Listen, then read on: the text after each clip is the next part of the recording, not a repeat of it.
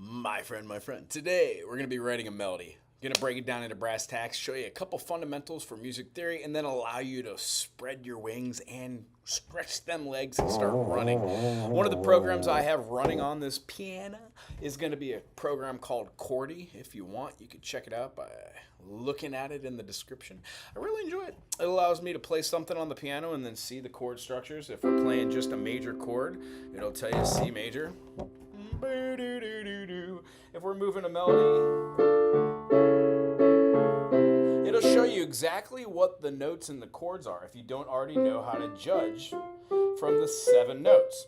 So today, what we're going to do is we're going to take a chord or a key or a idea, throw it up on some staff paper, see if we can come up with some sort of recognizable fun melody that we could regurgitate, put chords underneath, and then just have fun with the process of writing. If you have any questions about this, you can put it in the comment section. This is interactive, and I really encourage people to, ask questions, talk about their own stuff that's going on, and if you have any originals that you've been working on and you're looking to chart songs too, we do that on Tuesday. Every Monday and Tuesday here in Hawaii, we're doing this 9 to 10 Hawaiian Standard Time.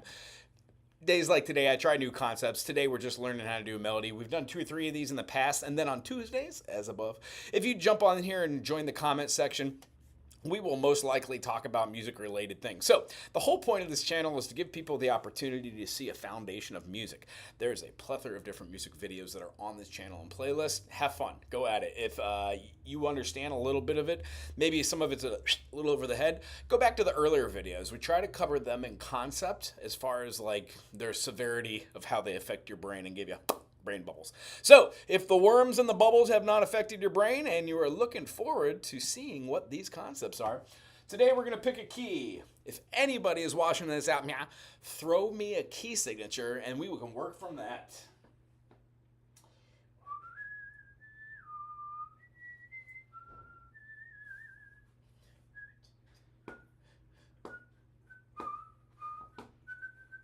And I understand that I put this on at 9 o'clock, so it's probably not going to buzz there.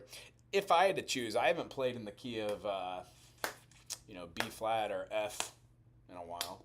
Maybe we'll do F. F has 1 flat, so we're going to put that accordingly. We're going to throw it right there on our line. And knowing this is F, it could also be the key of D minor. Fun. So, having said that, we're going to arrange our staves to do this. We're going to show a couple concepts, and believe me, we're going to do something fun here and cool, but we want to keep it kind of simple because we're trying to build ideas for other people to see. First thing I like to do when talking about how to view music is to talk about the circle fifths. So we're going to go over here, and we're going to write this circle fifths so you can see how all the family chords, wow, that's a nice circle. We could do C major, has no sharps and no flats. So if you're following along with me at home, the idea is if we have a 1 chord, a 4 chord, and a 5 chord, in a major key, those are the major triads. The reason why we have key signatures and we learn the circle of fifths is so we could judge which chords work well together and which ones don't. The idea that each key signature is going to have some sort of theory behind it, like this is a dyad. When you have a major third and then you go up, and you play a minor third from the E, meaning the C to the E, major third, E to the G, minor third. Well, the chord construction of a major chord works with those dyads, meaning all of these things work in tertiary harmony. The way that we see that tertiary harmony is we do music analysis utilizing Roman numerals. If you don't want to use Roman numerals, yes, you could just write 1, 2, 3, 4, 5, 6, and 7 because there are 7 notes in the Western ear. It's called a diatonic scale, referring to those 2 notes played together. The first 2 notes of each triad, which is called a chord, the first 2 notes, they designate its sonority, meaning does it feel major, does it feel minor? You also have in a major chord a diminish, which is why we put this little circle at the back end here. And we're going to jump into that through the eyes of F. Now, F is not like C because C has no sharps and no flats. So when we talk about C major, we quite literally look at C, D, E, F, G, A, B, and then C again. Triads. These give us our 7 chord structures, starting with the tonic of each note. C major, D minor, E minor, F major, G major, A minor, which by the way is the same as C major. C major, A minor, share the same key signature. And now again, that's another video for a Tuesday or one of the playlists on this channel, or just Google relative minors. And then the last one is a minor third plus a minor third. All of these had a minor third or a major third construction. This one is a minor third, thusly giving you a diminished. Well, through the eyes, whoopsies, through the eyes of F major, what we're looking for are the three majors. So F major, and if you just write them out, F, G, A, B, C, D, and E. Those are 7 notes from our musical scale, A, B, C, D, E, F, and G. There is no H. This is all there are. We really have names for all of this, and this is what the circle of fifths shows us. If we keep going sharply or augmenting it through the idea of going 5 notes, we can call this the circle of fifths. And it deals with the augmentation. When we go through the process of seeing this as being the same thing, but we only really count 4 notes away, we view this as being flats, and this gives us our diminishing. The concept behind this is, if you can see these going forward in 5, F, G, A, B, C, C, D, E, F, G, G, A, B, C, the next one would be D. Then we have A, then we have E, then we have B, F sharp, and C sharp. Those are all of our sharps. When we go the other way, F, G, A, B flat, we get our first flat, B flat. Now, that B flat is the first flat in the key of F. Hence, on the treble clef here, if we put our little key signature, which is our beautiful little treble clef, the middle line on our stave is going to give us our note of a B flat. So when you look at the staff paper and you see this note, it's going to be the middle note on that treble clef. If you go down to the bass clef, it's going to be on the, well, that one is actually kind of weird, G-A-B, second line from the bottom there. Interesting enough, when we go and we look at our landmark series, there are a multitude of ways to kind of gauge where you are. But using the landmark series in core with our key signature and then seeing it through the eyes of the circle of fifth is priceless. When we keep going and we exhibit B, C, D, E flat, we have our third key with flats. F has 1 flat, that flat is B flat. When we say B flat, we would say B flat, C, D, E flat, because there are 2 flats in the key of B flat. There are 3 flats that are in the key of E flat. When we go to C sharp is the exact same thing as D flat, as well as G flat is F sharp, and then C flat is B. Now, we don't really call these those. They're enharmonics. Our C, when we flatten a C or diminish it by a half step, the smallest distance in the western ear, we get a diatone or a dissonance. This, in fact, is not just a B note, but it is a C flat. In fact, it's a C sharp double flat or a D triple flat. But honestly, we don't use triple flats or triple sharps. The states of being that we have, every single note is a natural, which looks like a box with 2 lines off of it. When we use this box with 2 lines off of it, when we go sharp, we put a pound sign, or I think we're calling them hashtags this day. After that, we have an X with dots on the end. That is a double sharp. Our flat, as you can imagine, is a single flat note. Looks like a kind of looks like a line with a heart through it, and then you erase one side of the heart, and it gives you your flat. So for a double flat, you have kind of one of these, a larger one, and then a smaller one right next to it. That signifies that you are going to be flattening something by a whole tone or a major second. The concept behind this is this gives you all of your equations to form dyads, because a minor second plus a minor second is a major second. A minor second plus a minor second plus a minor second is a minor third. If you keep going, a major third has 4 semitones. And then when we keep moving around to like a fourth, we would keep adding on semitones. For the key of F, the reason why we're going through this, let me get rid of the instructions over.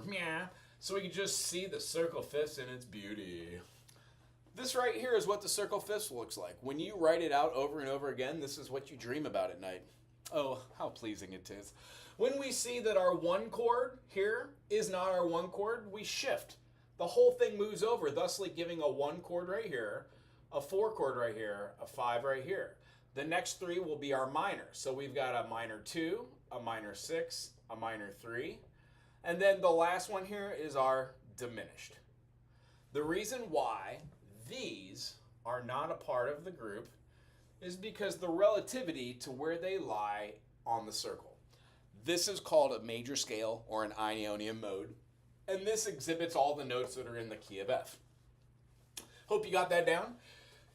We're going to erase the circle, and we're going to write out all of our triads here, because what we're going to be doing is making a melody from notes that are inside of our F major scale, do, re, mi, fa, sol, la, ti, do, consistent of these, F, A, and C. The reason why I throw this up is because this forms a triad. The first 2 notes are the dyad, F and A. So our 1 chord is an F, an A, and a C. Man, these markers stink.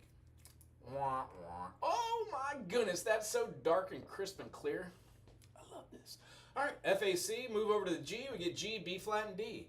Notice how up top there I'm writing in lowercase. You do not need to do that. I do that for people who do not see this as being minor and minor. This is a minor third plus a minor third, so I also do the dim there sometimes. Otherwise, you're just going to be writing out all of your triads. A, C, E, B flat, D, F. When you do this, this gives you your 1, 3, 5 of every triad. After B, we have a C, E, and a G. The really cool thing about this is because it lays out your chords for you. When we start picking notes, maybe sometimes at random, maybe sometimes poignant. If you know where you're going in life, that's great. Sometimes you don't know where you're going, and sometimes chaos theory or entropy or the randomness of just having 1 or 2 notes really springs forth to something new. So what we're going to do is we're going to start off with success. We're going to oh, here's another thing that we want to do. We know our key signature, but what is our goal here?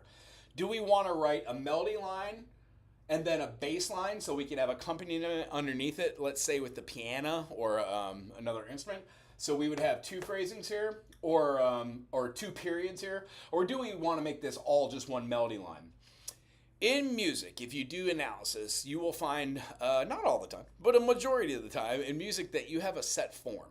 There are different ways to have form, which means a verse, chorus, maybe a little jam section, then it ends. You have an intro and outro. You can chart all this. In fact, I don't know numbers on it, but I would assume like 85% of all music is like a verse, a chorus, and then it ends. That's what basic pop music is, or rock and roll music is. Even heavy metal, reggae, jazz, bossa nova. This is the form that we've become accustomed to.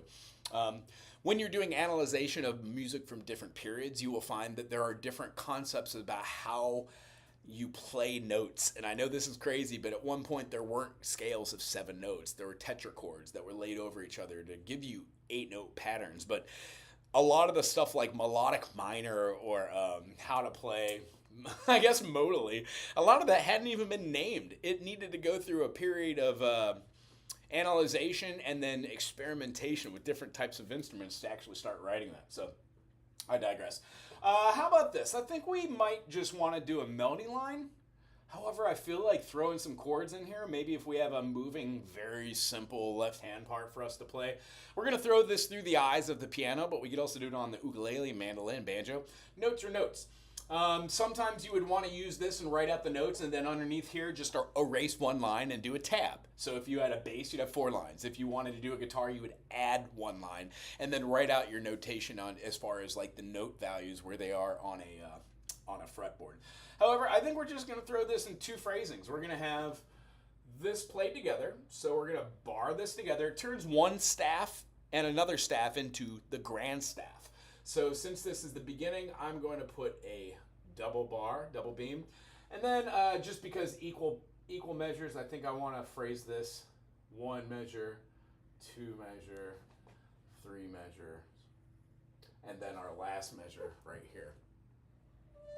And we're going to keep going, so I'm not going to put an end here for a double beam. I'm going to go ahead and do the same thing to the staves below. I'm going to give them equal temperament. This sometimes isn't the best thing to do because sometimes your notes look a little different here and there. Since this is the end of this phrasing, I'm going to put a double bar right here, meaning we're ending. And then here, it is just the continuation of that measure. Since I know I'm working with 8, I'm going to put 1 right here, 2 right here, 3, 4, 5, 6, 7, and 8. This tells me where I am. These are our measures. When we start writing or phrasing, it's easy to write stuff down, and once this thing gets all crowded with music stuffs, sometimes you get a little lost. So if you're playing through something, it's easier to talk about it, say, beginning of measure 3. If you can easily see measure 3, great. But what happens when you have 25 pages of stuff? You're going to want to know what measure 17 is because you're going to want to jump right to it. So first thing I want to do is figure out what tempo I want to do this at. And if I have no clue, and I like right now I'm shooting fish in a barrel.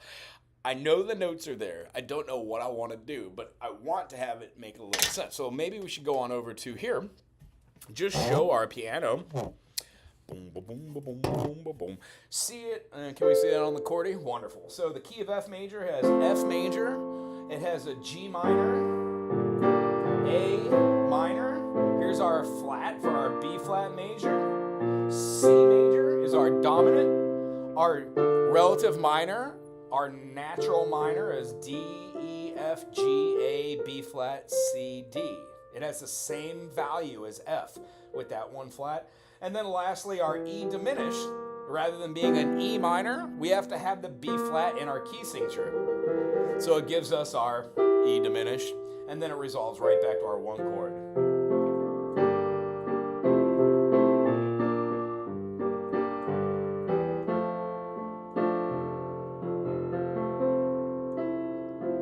Notice how I'm playing an F major 7. Also, I could add my 9 chords. I could do a whole bunch of really special stuff. This is probably at the point where we should say a couple ground rules.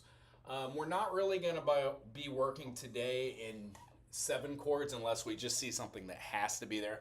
So I just want to write in that other third stacked. And what we're talking about is if we've got our F, A, and a C, 3 notes that are objectively on their stave, space, space, space, we're inevitably going to see ourselves having one more note on that space being the E. So F, A, C, and E gives us our major 7. F, A, C, and E. Remember, we have to skip a note in betwixt all of these. When we keep going in this fashion, we find ourselves writing out just the letters in order, G, A, B flat, C, and D. Inevitably, it changes just a 1-3-5 of an F major and 1-3-5 of a G minor into being a dominant chord. All music is viewed through the eyes of the major, meaning when we play the chords of F, A, C, we're thinking F has a B flat. That doesn't really affect our E, but knowing that if we drop that E down a half step, it goes from the major 7th to the minor 7th. Those 2 chords are completely different, and they alter the way that we hear F major 7, light and beautiful, because the triad pulls this dissonance. Yucky. When you play it with the majors, it really pulls the center because what you're doing is combining a major chord and a minor chord, and the sound produced by that isn't so dissonant anymore. It's relative to itself because it's pulling back towards the 5 as well.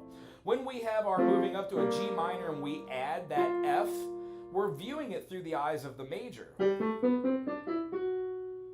If we had a G minor with that major note, that would be considered a major minor chord, or rather a minor major chord because the 3rd comes first, giving you a flat 3, and a major 7 is some silly dissonance right there. That would be a what?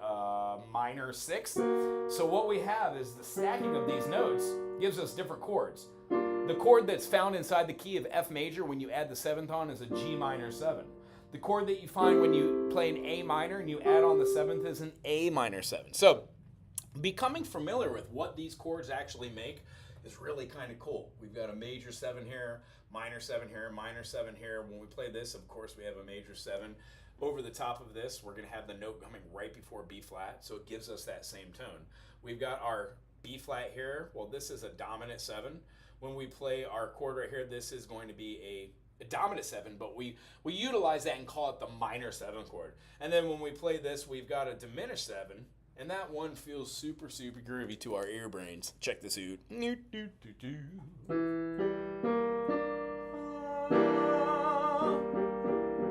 What a great chord.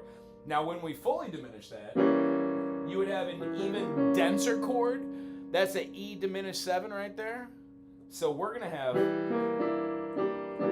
E minor 7, flat 5 when we're utilizing that D above. E, G, B flat, D. E, G, B flat, D. That gives us our E minor 7, flat 5. Otherwise known as a dim 7. So, that's actually a really cool explanation for how all these chords work together. What we're going to do now is just pick some random notes, put them in a different series so it doesn't seem so static and boring, and then we're going to go through the process of seeing how to layer things and make things more musical. Okay. How about this? There is a rule of thumb that generally happens when you're trying to communicate musically. One of the things I sometimes like to throw out here is something called our major harmonic progression. What that allows us to do, it allows us to see if chords work well with each other. Our 3 chord generally likes to go to the 6. We can then go to a 2 chord,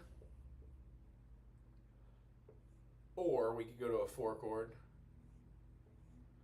We obviously want to see that our 5 dominant or our diminished sound a lot alike because we are stacking thirds. If we saw this through the eyes of this, the C, if you stack the dominant note, you get a major 7 turning into a dominant minor 7. This E diminished follows through the pattern of this harmonic progression. So a 5 chord made into a dominant feels a lot like our 7 chord. So each one of these moves through a pattern. And then lastly, it always really likes to resolve back to the 1 chord.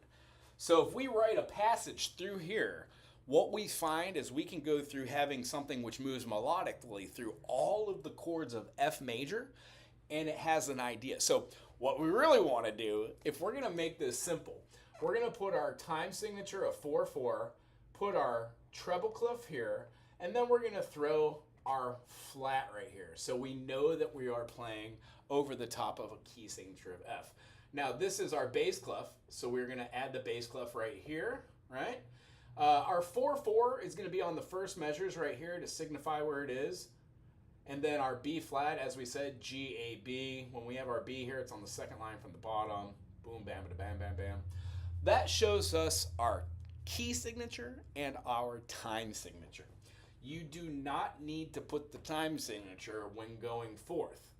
Since we've got this, I'm going to bracket it together. That should have kind of been in the middle, but I'm not the best drawer. When we get through here, you see that this is still going to be the treble clef, so we need to mark it as such. And we have our key signature. But at this point, I don't need to put in the time signature unless it changes. And this one is not going to be changing. Here we go with the bass clef. I'm going to put in the key signature down here. Boom, zita boom. That shows me we are playing in the key of F major or its relative minor, the D minor. Just a little side note. The reason why most people don't understand minors that are beginning music is because there are 2 different types of minors which are formed by altering one or two of those 7 notes in the key of D. When we play a D major, you have an F sharp and a C sharp. That 5th combined with all the notes of D gives us D major. D Ionian to be exact. When we flatten the 3rd, flatten the 6th, and flatten the 7th, we are left with only 1 flat. the B flat, which is why D minor and F major share a key. So when we go through the process of seeing that the notes that we use for F major and D minor are the exact same, you can alter D minor by adding back in that B natural or adding back in that C sharp. One is called harmonic minor, and when you do that, you would still have D, E, F, G, A, B, but you would add C sharp, and then your D. That gives you D melodic minor. Whenever you play the same thing, but you put the B natural as a B flat, you get your harmonic minor, because that gives you just the one tone, C sharp. Ha ha ha ha ha ha. That half-step resolution is really what you're looking for. Now, there are videos on this channel and playlists that are named as such, melodic minor or harmonic minor. Hope you enjoy those. This is not the video to describe those. In fact, the reason why I got into the diatribe here is the reason why we really use those aforementioned accidentals, natural, sharp and flat, double sharp, is because when you see accidentals in a piece of music, not all the time, but a good chance is you are not playing in the major form of it, you are playing in the minor form of it. When you realize the whole point to have sharps and flats is to alter the ear by a half step, the two most natural notes to alter, well, three actually, are the third, which gives you major or minor. When you make any major a minor by flipping the dyads, major third has four of them, minor third has three. Well, if you flip them, it just flips the order in which you stack them. So you would then have three notes, two consisting of a minor third, then a major third. When you stack them, it makes a minor chord. Going over the top of here without any further delay, a lot of the really cool stuff is you could flip some of these. You don't have to stay within these notes or chords.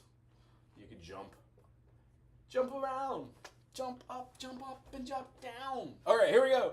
I'm going to pick a random idea here. We're going to try and start off with our tonic. So I want to put my tonic here, and we're going to try and end with our tonic here. So I'm going to put the tonic here. A lot of people can write this out without having to put the tonic. This is an explanation thing, and if you could actually use your eyeballs and see that up there, good on you. Sorry, I wrote it so small. The idea is I'm going to want to stay with a one chord there. If we wanted to end this whole thing in a deceptive way, we could end on a six chord, which would be called a deceptive cadence. Inside of all of these, we have ideas for these cadences.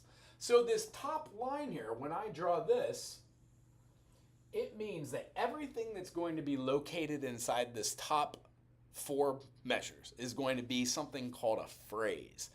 The phrase and a phrase complete something called a period. So this phrase and then this phrase almost is going to feel like something of a call and response. Doesn't always have to be this way, but a great way to see music is whatever you start up here would be like a antecedent. It would be a question. Da da da da da da da da da da da da da da da da, and then the bottom line da da da da da da da da da da da da da da. It's kind of like the answer to whatever you had going up here. It completes it down here. This isn't always the way that it's done, but for me, this is a great way to start writing notes out loud.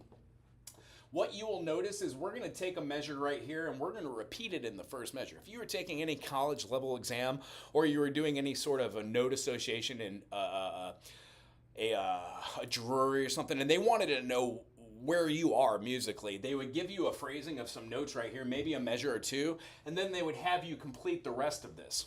The idea is to see if you followed enough music and have done music analysis.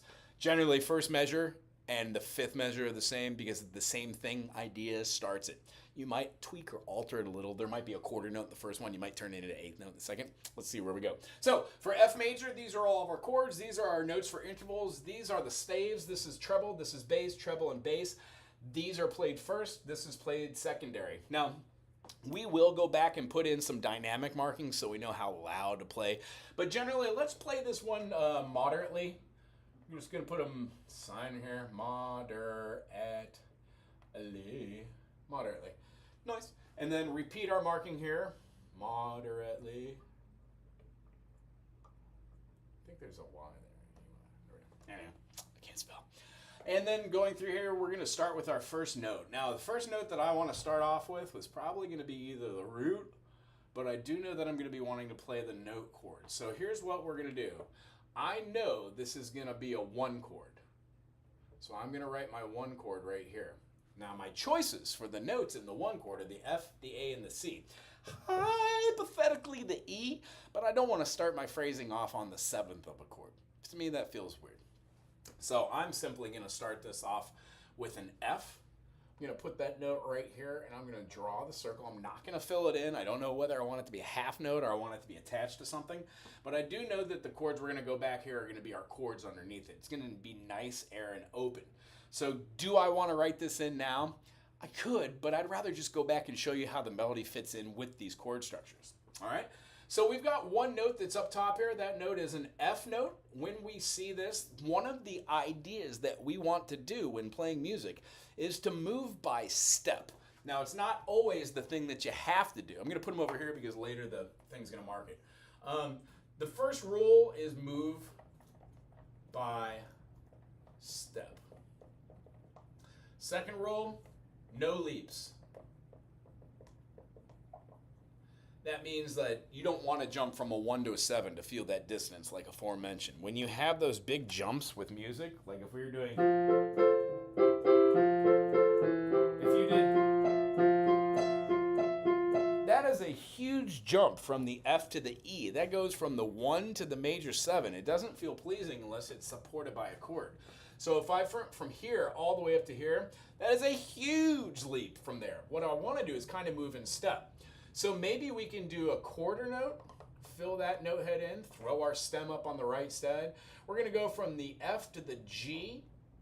I'm going to throw another quarter there. Now there are 4 beats in this measure, so I don't want to get too busy off the bat, but I'm going to go F to our G to our A, and then to our B flat.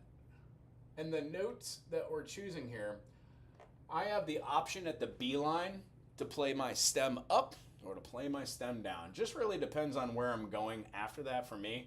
If I wanted to connect this note, I would probably leave it up. If I was going to use it as a static note, meaning the same notes can be played, I would do it with the stem down and attach those with a marking over the top. So thus far, the only thing that we have in here is this. That's a pretty straightforward melody. Da, da, da, da. Where do we want to go after that? We have F, G, A, B flat. Feels kind of linear. Da, da, da, da. Well, maybe we should repeat that central theme. That central theme is called a motif. So right here, I would mark my side motif number 1. And the idea is I could erase all these. Motif number 1, tonic, and leave just the music at the end. It lets me know that this is what I'm going to be dealing with what the central theme is of this. Ha, ha, ha, ha. Well, a great way to move up in step would maybe be to use that melody and do the same exact thing right after that. Now, sometimes music gets a little boring. Da, na, na, na, na, na, ha, na. This would give us a G, A, B, C. Man, these markings really do stink. That's a little better. Okay.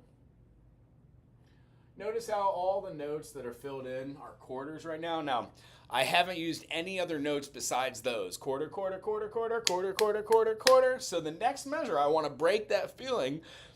And there's really busy. If you're considering I filled both measures with the maximum amount of quarters exactly how they are. So the next measure, I think I want to do half notes and split the difference. So we've got ha na na na na na na na. It would feel kind of good to go up higher.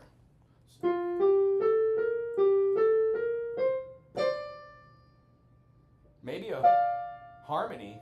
I think that would sound fun. Half notes divided with a D and an F. So we've got our D note right here, and then our F note right here.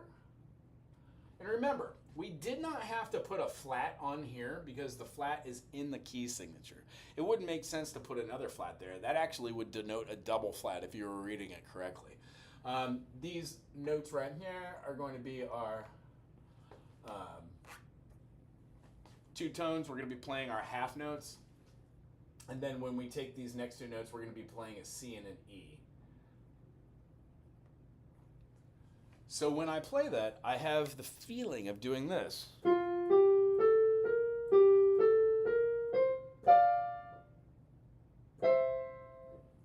One, two, 1, 2. And here's where it gets interesting. That kind of feels completed as far as the melody goes.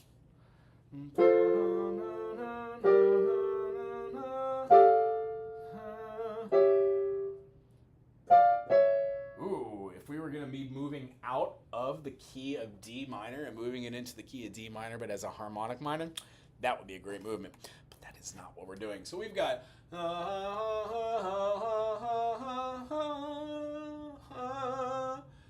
Here, I think we could end on a different chord. So maybe we could pick like a couple notes that aren't inside that structure. We've got 2,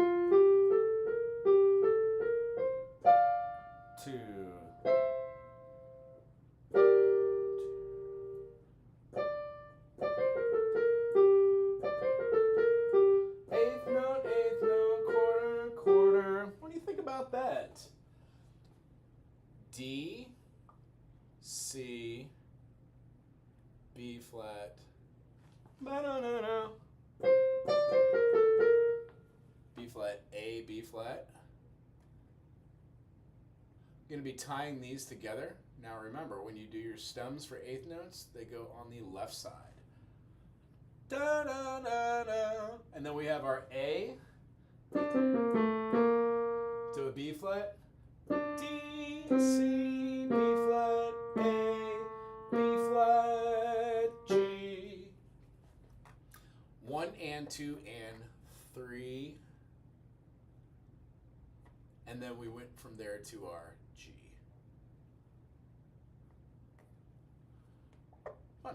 So that's our first melody line. That goes over the top of this. What we can then do is proceed to say, hey, does this sound good with the chords?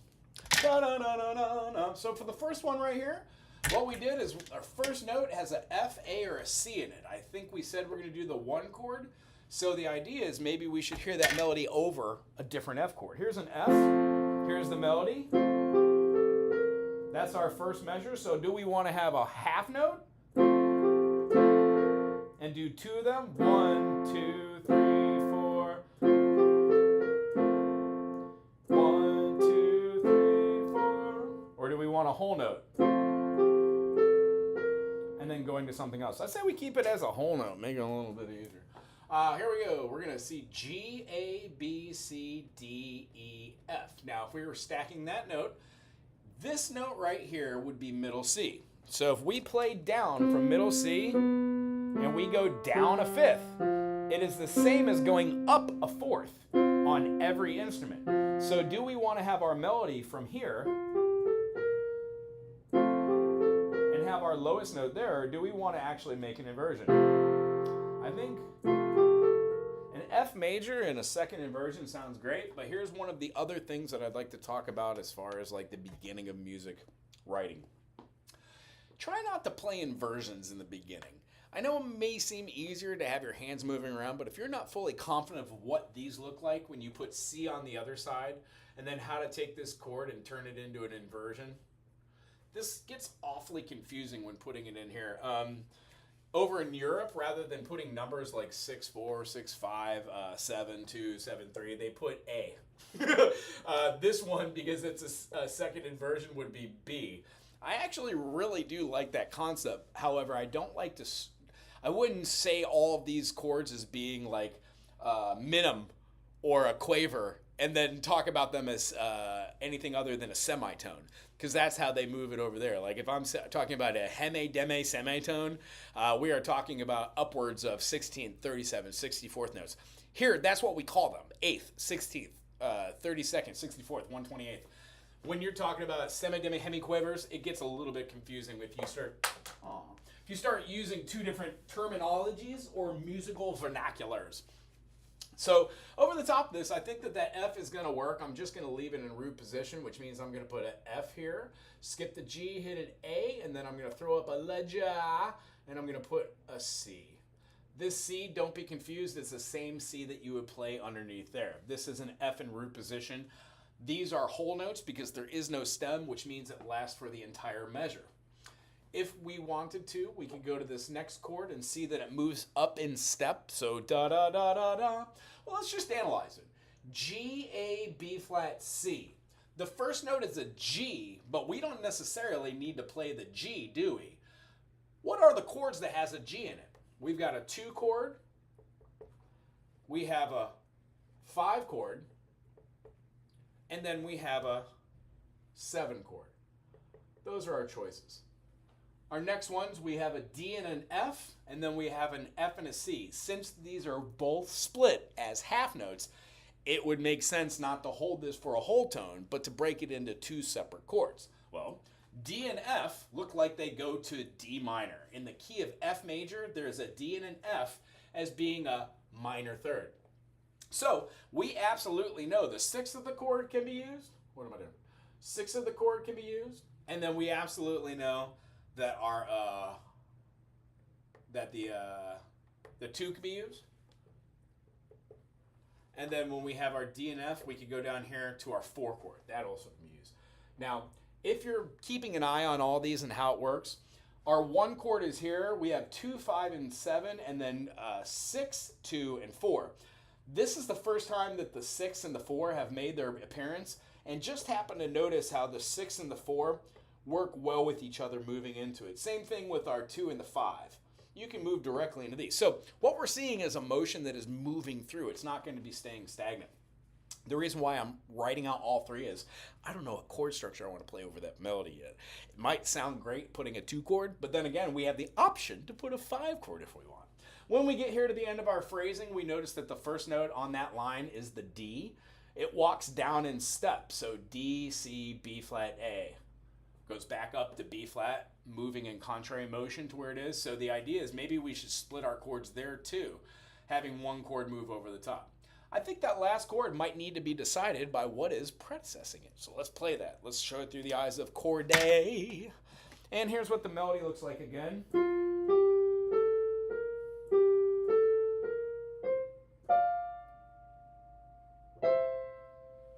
Nice. And then the last notes that we have here walk down from our D, C, B flat, A, B, G. 1 and 2 and 3, 4. So over the top of that we have our F major to our maybe G minor. And then maybe if we were to go to that 4 chord in the key of F, we'd have a B flat. And then we should split that, right? So if we had the B flat first, what does the B flat sound like back to the minor second? Oh, that's fun. What if we switched that? So we had our F major, and then rather than doing the G minor there, we went to the 5 chord, the C, and we played that same walk up. Huh, that feels a little full. Let's hear it together. Oops. Interesting. So if we went to the 5 chord there, maybe going to the 6 would make sense. Oops. And we were going to split it, so the 6 chord to the 2 chord maybe. See? I could see both of those being very, very keen and very, very fun. So what you just have to do at a certain point is you have to make some decisions. What feels good for the hand? Going from the F to the G or going from the F to the C? Since we are not working ourselves into a frenzy and doing this using intervals in the beginning, no second or no first, no inversions.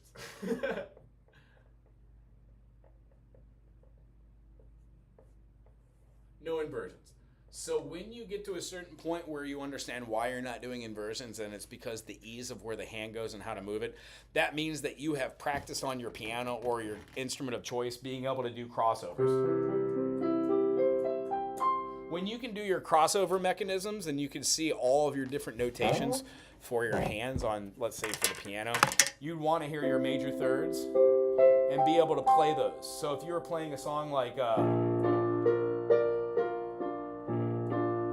you would know exactly what all these notes are and how they work with all the harmonies.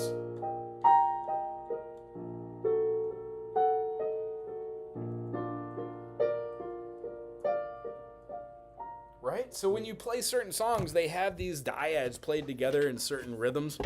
Yay! They make up cool different patterns, and the idea is, when you know what you're playing on one hand and you can move that around your 1, 3, and 5, and dear gosh, if you could put a 7th or an extended note in there, or a 6th, and then, or a 9th, or an 11th, or a 13th, if you could start moving these around so you could have C and A on the bottom, they just mean that you're having a chord inversion. For the ease of melody writing when you're just beginning, no inversions in the beginning.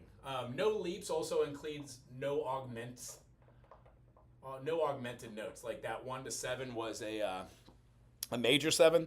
When like 1 to 6 in the key of F, if we were to go 1 to 6, sure, that is a major 6. But when we flatten that flat 6 as a dissonance is also a 5 chord augmented, that sharp 5. So it builds too much tension, and let's try and stay away from those in the beginning. And then we'll go over a couple rules here in the end. What we're doing is making a decision to go to the G minor. I'm going to erase the C and erase the E. And since this is going to ya, and we found that the 4 chord worked quite well, I think that's what we did. So we did 1, 2, 3, 4, 1, 2, 3, 4. We can have our 6th chord if we want, D minor, and then it splits the difference with our chords. So our 4 chord would be B flat, and maybe we should do the B flat and then the minor. And that's what I'm feeling here. So here's our B flat, here's our 4 chord, and then it's going to play the 6th chord. Put back our marking. My bad. Over the top of that, we've got 1, 2, 3, 4, 1, 2, 3, 4, 1, 2, 3, 4. And then we're going to end on, what did we say? We've got our melody line going down from the D.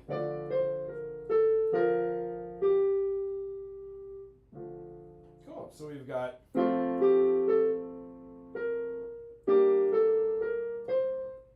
our B flat, and then our D minor. I think a G minor is more appropriate. Yay. Seep, seep. And then I would feel back to the 1 would be possible. So over the top of our harmony, we could have our B flat, and then when we move down to our 5 chord, so we could have F to G minor, B flat to C. F, G minor, B flat, and then C. And then if we go back to our 1, that makes a PAC, perfect authentic cadence.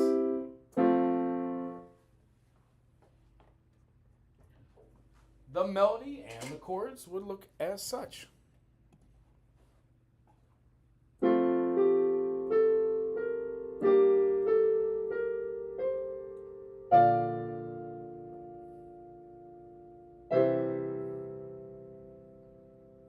Then we can move to our minor, or our 1 chord for the I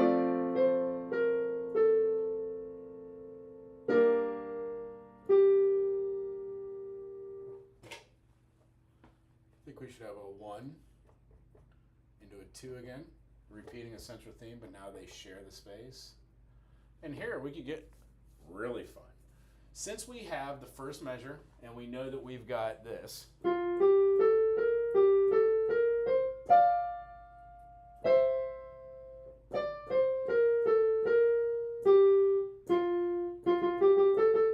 maybe we should change up the melody so we don't just have the same quarter notes, and we can do 8th notes in the space of those. So we're going to throw down F, F, G, G, A, B flat. And here's where it gets fun. We might do something a little bit different if we want it. So we can do.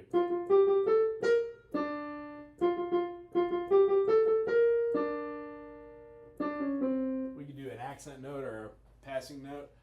I would say in the beginning, no ghost notes, no passing notes, no notes in between chord structures. Just trying basic tones from the melody. Nothing outside the diatonic.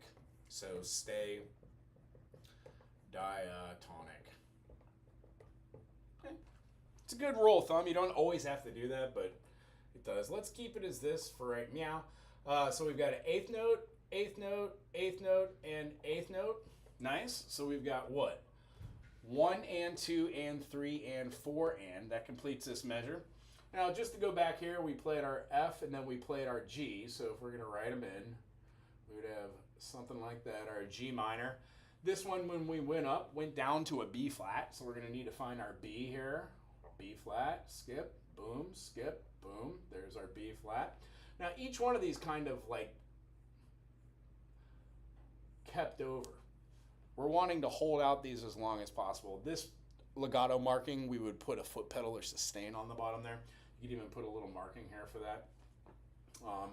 And then when we go through here, we're playing our 4 chord here, B flat to our C. So we're going to move this up to C, E, and then G. Boomzo. Since these are keeping their own thing, they're going to stay 2 beat, 2 beat. And then lastly, we have our F again. And just to see how this works.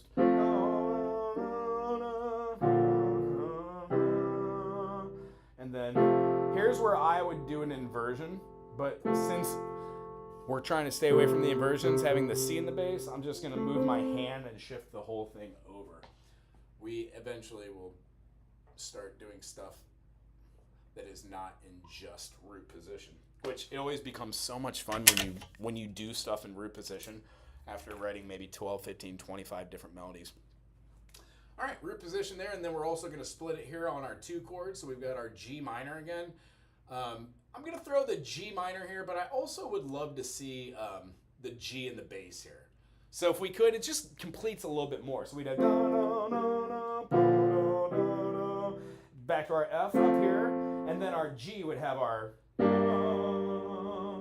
This is leading into our next phrasing, going back into the F, so we could have our F, have our our central theme.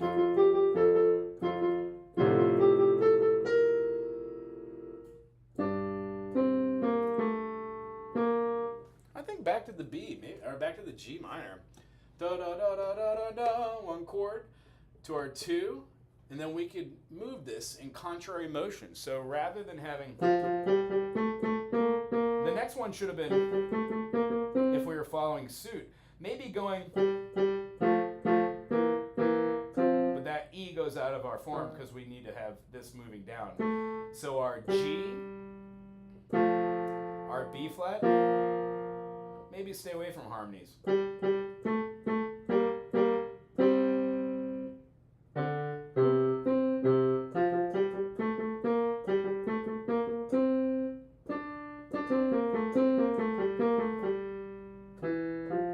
Down to the diminished, maybe that could be the end run and go right back to the 1. All right, so after here, we're going to be keeping the same thing, playing our F, our A, and our C. Our next chord is going to be our G, B, and our D. When we, B flat. And then our next chord that we're going to be going through here should have a resembling melody. So let's keep this the same and do an 8th note, 8th note, 8th note. Oops. And then we've got our C's. You betcha. 8th note, 8th note, 8th note, 8th note. And then 1 and 2 and 3 and 4 and. This is going to keep carrying over same way. And then here, we're going to be making a different melody. So let's throw a chord that's different here. We have our F to a G minor, to a B flat major, to a C, to the F, to the G minor, to the F, and then to the G minor. And then maybe we could have our D minor to a diminished, back to the 1. So it's our 6 to our 7 to our 1. Since we know this one is definitely going to be dropping down there, we'll put our low F here. We're going to have our F here, F, A, and C. And then because this is our dim, we're probably going to want to be putting that right below. So we have our E right here. There's our G, and then of course our B flat. It's in the key signature. Right before we have our D, so we're gonna spell that out. Middle line on the bass clef is always gonna be the D, and then we're gonna be moving it up to our F, and then our A, D, F, A. Now these are whole notes. This is the whole note on the end, but these absolutely are gonna be our half notes. So what we're gonna wanna do is we're gonna wanna see these as being such. Doot, a doot, a doot, a doot, a doot, a doot. When we see these as being such, 1, 2, 3, 4, 1, 2, 3, 4. Pretty much takes it. Now, next thing we want to do is make sure that our melody line here is going to fit over the top of these chords. So let's see that in real time. So we've got...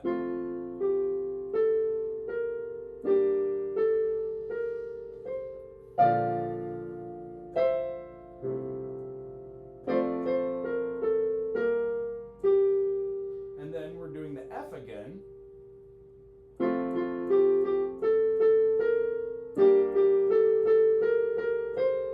And then we talked about having the D minor.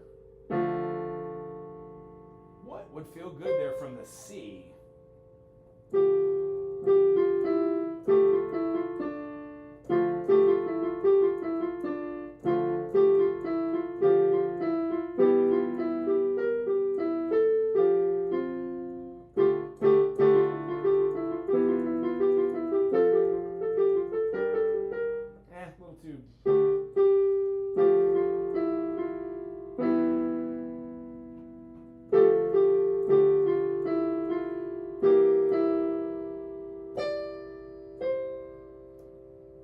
Ooh, that leap. Oh, I wish we could do leaps right now. If we moved up in step.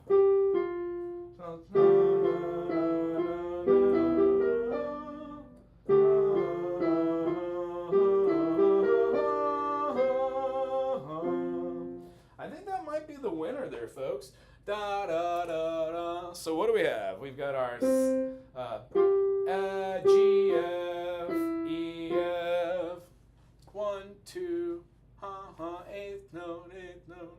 So we've got our D. Was that right? No. F, G. So we're going to go over here to our top line. We're on treble.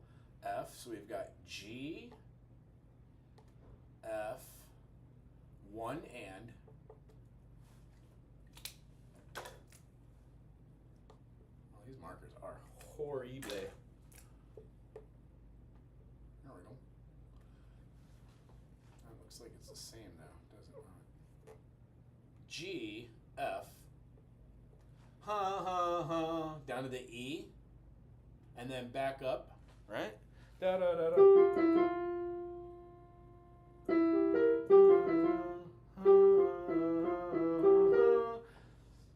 F, G, I'm sorry, G, F, E, and then it's going up again. These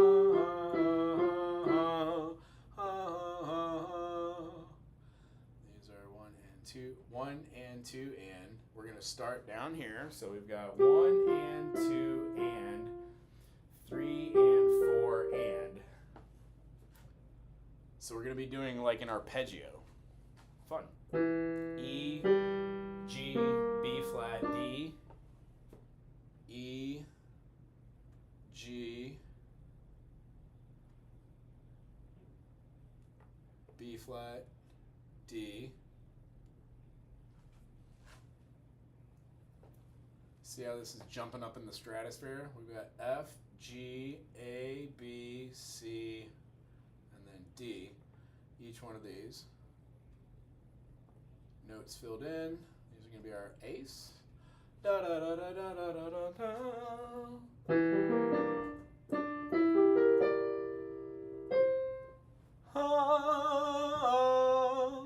I think right here for the 1. What is that? E diminished. The melody line ends on a downward step. That's fine. And then into the F major here. Cool. There it is. Generally, I would center it over here and let it go the rest and put the rest. But we have all these notes. Da, da, na, na, na. One thing I would like to do is just make sure that it follows through our harmonic progression. And when we take a clean, good look at that, we can look at this down here. Our 1 chord goes to a 2 chord. Does that make sense? 1 to 2? Yeah. We could jump from here to here. Perfect. 2 goes to the 4 to the 5. Well, from right here, the 2 essentially is the 4. So 4 then goes to 5. Dot, dot, dot, dot. Yeah. Should we go this way, back to the 1? Yeah. That's what we did right here. We interrupted it, though, by playing the G minor again. I don't really like that, but what are you going to do?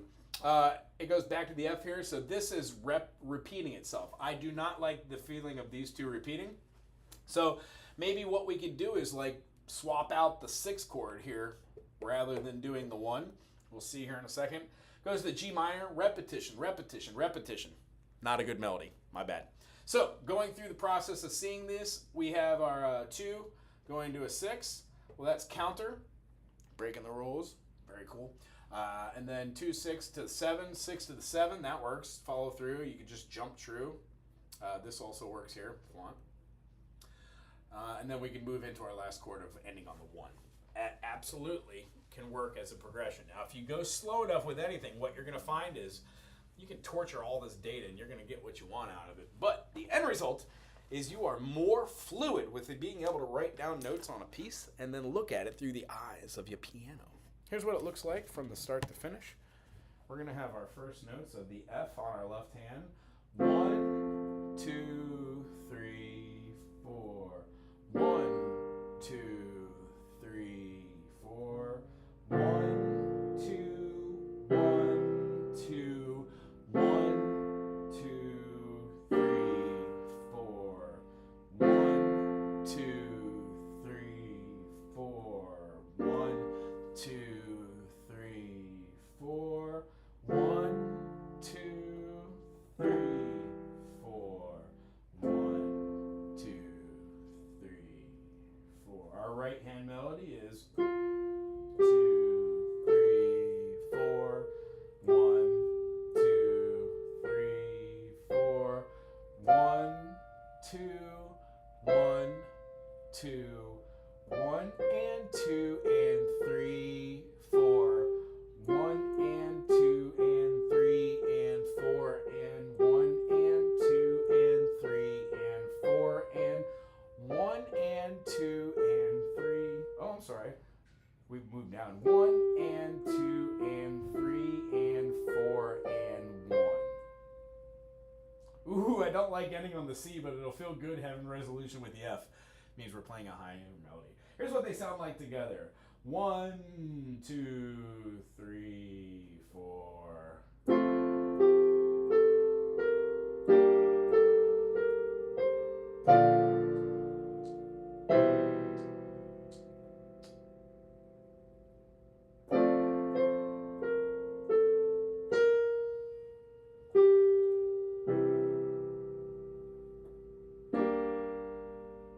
then we've got our bottom line of the F again.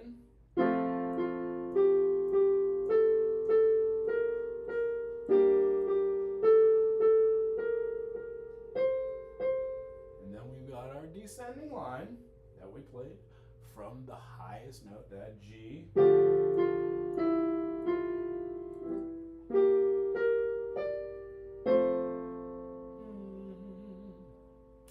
So as you can see, this is a little weird right here, going back to here. So what I would do is I would take this whole song and I would change around the notes of where they are. Analysis would show me that this was a little stagnant the whole time. I would speed it up to be about 80 beats per minute, and then I would probably put some sort of dynamic marking right here to show getting slightly quieter from like mezzo forte to mezzo piano. And then probably the same thing here. Keep that feeling, so mezzo forte to mezzo piano. Meaning you would start off with having a very loud kind of like...